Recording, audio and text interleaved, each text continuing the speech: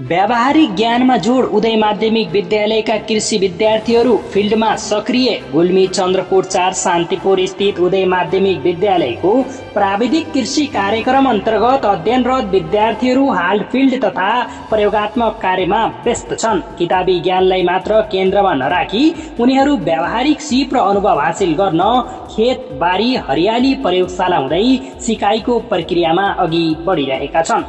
विद्यालयको कृषि शाखाले सञ्चालन गर्दै आएको पाठ्यक्रम अनुसार विद्यार्थीहरू माटो परीक्षण, बिरुवा संरक्षण, मलखाद व्यवस्थापन, तरकारी खेती तथा पशुपालन सम्बन्धी कार्यहरूमा प्रत्यक्ष संलग्न भइरहेका छन्।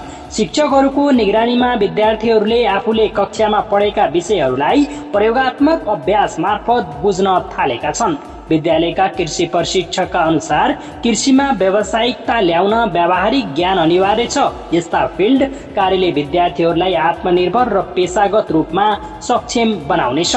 स्थानीय कृषकहरूले समेत विद्यालयको यो पहललाई सराहना गर्दै भविष्यमा गाउँमै दक्ष जनशक्ति तयार हुने विश्वास समेत व्यक्त गरेका छन्। विद्यालय प्रशासनले आगामी दिनमा अझै आधुनिक उपकरण र प्रविधिको सहायताले शिक्षण प्रक्रिया प्रभावकारी बनाउने योजना पनि अघि सारेको छ। उदय माध्यमिक विद्यालयका कृषि विद्यार्थीहरूले किताबी ज्ञानलाई मात्र होइन व्यावहारिक सिपलाई समेत उत्तिकै महत्त्व दिँदै फिल्डमा सक्रिय सहभागिता जनाउनु सकारात्मक पहल हो। यस्ता कार्यक्रमहरूले विद्यार्थीमा आत्मविश्वास, दक्षता र भविष्यमा आत्मनिर्भर बन्ने आधार तयार गर्छन्। स्थानीय स्तरमै प्राविधिक शिक्षालाई जीवन उपयोगी बनाउँदै लैजान सकिने सम्भावनाको मार्ग यिनले प्रशस्त गरिरहेका छन्।